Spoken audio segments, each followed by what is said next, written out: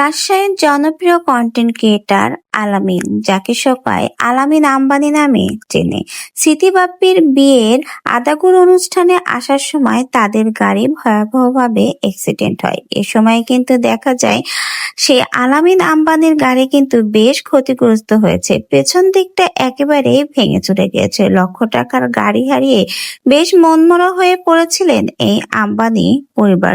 City বাপ্পির গায়ে হলুদ আদাগুর অনুষ্ঠান আসার সময় এই দুর্ঘটনা ঘটে তাদের সাথে।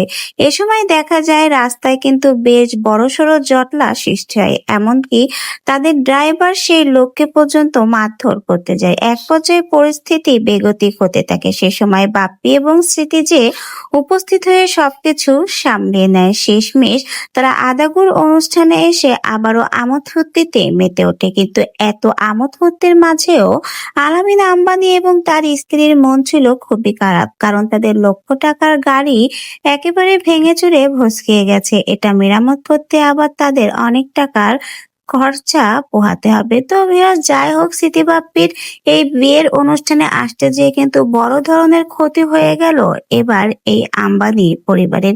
এই ক্ষতি পোষাতে এখন তাদের কত কত ভিডিও রিল ছাড়তে হবে এবং সেখান থেকে ইনকাম করে এই ক্ষতি তাদের পুষিয়ে নিতে হবে। তো যাই হোক, সিটি বাপ্পির এই বিয়ের অনুষ্ঠান কিন্তু বেশ ধুমধাম করে চলছে এবং ছোট বড় কম বেশি সব কন্টেন্ট ক্রিয়েটারদেরই কিন্তু দাওয়াত দিয়েছে। বলতে গেলে সিটি বাপ্পির এই বিয়ে হলো কন্টেন্ট ক্রিয়েটারদের এক মিলন মেলা, যেখানে রয়েছে সকল ছোট বড় কন্টেন্ট ক্রিয়েটাররা।